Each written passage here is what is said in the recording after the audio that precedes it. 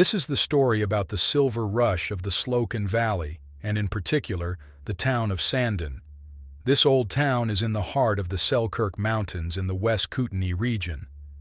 It was in the summer of 1891 that two prospectors, Eli Carpenter and Jack Seaton, arrived on foot in the remote wilderness of the Slocan. They were pursuing tales of rich deposits of galena silver-lead ore, which Carpenter had heard was used by native guides and hunters. After months of unsuccessful searching, the two men struggled to the top of Payne Mountain.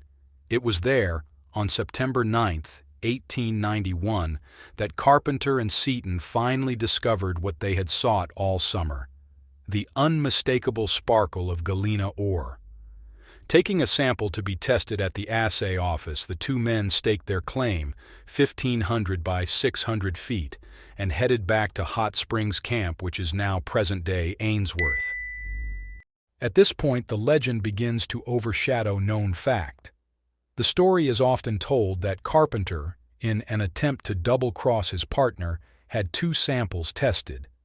One from the Payne claim, which assayed 170 ounces of silver per ton, and another from a lower-grade claim which assayed at only 20 ounces. When Carpenter told him that their Payne claim had assayed at only 20 ounces of silver, Seaton lost interest in the claim. Carpenter then entered into a secret agreement with a new partner, E. A. Bielenberg of Nelson, to return to Payne Mountain and stake additional claims. However, in discussing these plans, the two were overheard by innkeeper Charles Olson, who promptly informed Seaton of Carpenter's deceit. At this point, Seaton entered into a new partnership with four friends, who became known collectively as the Noble Five. Then, in an effort to escape detection, Carpenter and his new partner stole back to Payne Mountain by the more indirect southern route of Nelson and Slocan Lake, while an indignant Seaton and his four new partners took the more direct western route via the Caslow River.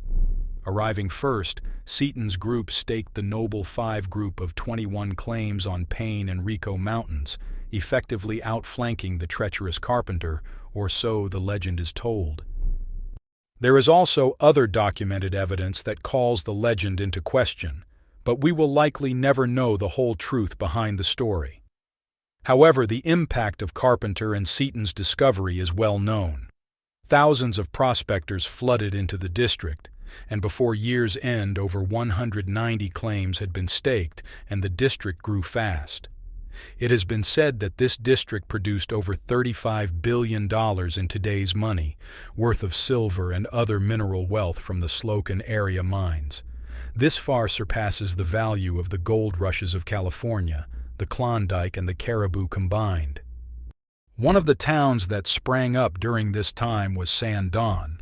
This town became sort of a hub of the largest silver rush ever and was known as the Silver City, or sometimes Heart of the Silvery Slocan.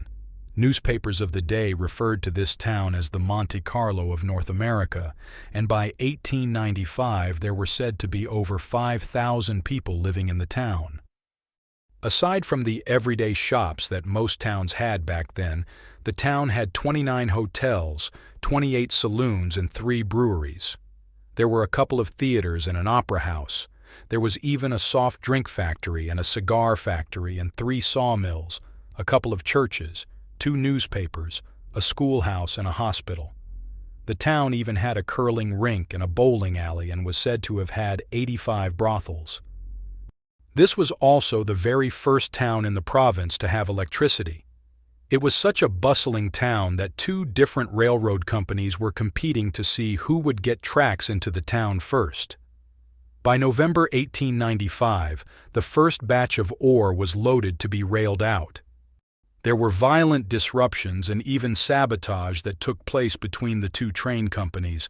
However, it ended up being that whose tracks ran closest to the mines was the one who got the contracts.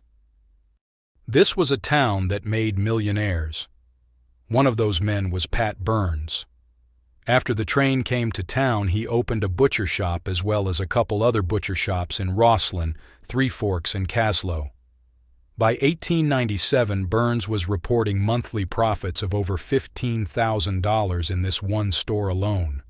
This Pat Burns was the founder of Burns Meats, which became the largest meat producer in the country. During the heyday, there were around 300 different mines throughout the district, and some of these mines were super rich. One mine, the Slocan Star Mine, had a silver vein that was 70 feet wide of almost pure galena. The veins were noted as going for hundreds of feet in length. Because these mines were all underground, miners would tunnel under the vein and allow gravity to take over by having the ore just drop down into the tunnel below. This ore would be loaded on mine carts, then trammed out the mine. Because these mines were located on steep mountain slopes, aerial trams were built to take the ore down the slopes to be loaded onto rail cars. As time went by, some of the larger mines built their own concentrators. This helped with creating more profit for the mine, as they were not shipping out a lot of waste rock, as transportation back then took away a lot of the mine's profits. Like most Old West towns, in 1900 a fire ripped through the town, burning a huge portion of the town. This is when the town got rebuilt using brick instead of wood. One of the things that made this town vulnerable was the fact that the town was right beside Carpenter Creek. The town's location was at the bottom of a very steep and narrow canyon, so in the early years, a large wooden flume was built to divert water through. In fact, the main street is said to have been built over top of this flume. However, in 1925, with high waters, the wooden flume that contained Carpenter Creek busted loose and swept a good portion of the town downstream. Of course, by this time, the big mining boom was pretty much over with. However, there were still the larger mines that were working. After the First World War, silver prices fell, and at that time the mines closed down. The town was pretty much vacant, with less than 100 folks living there.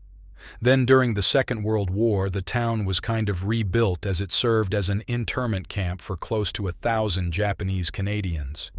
After the war, the population dropped to around 30, and then in 1955 another flood ripped through the old town site. Now, all these old camps have some interesting bits of notable history, and this place was no different. This story is about a prospector by the name of J.W. Cockle. One day he was out staking a claim, and while standing atop a large rock, he dropped his axe and it broke a chunk of the rock he was standing on. Looking down on the rock where his axe fell, he noticed it chipped a bit away. This is when he realized he was standing on top of a giant piece of float, which later turned out to weigh 125 tons. Cockle immediately staked a claim on the site where he had discovered the boulder, and then sold the boulder for only $2,000. After smelting this giant rock, it turned out there was 20 grand worth of metal in it. You can still go out to the Slocan Valley these days. The road will take you through all the old mine towns in the valley. Towns like New Denver, Silverton, and Slocan, just to name a few. There is still exploration that goes on by some companies exploring old workings of some of these mines. However, the mainstay of the economy seems to be tourism and outdoor types of recreation, along with golf courses and high-priced holiday resorts. Well, that's it for this video. I sure hope you enjoyed this short story about the Slocan Silver Rush. Please like, share, and subscribe so we can continue to bring you more old lost mine stories.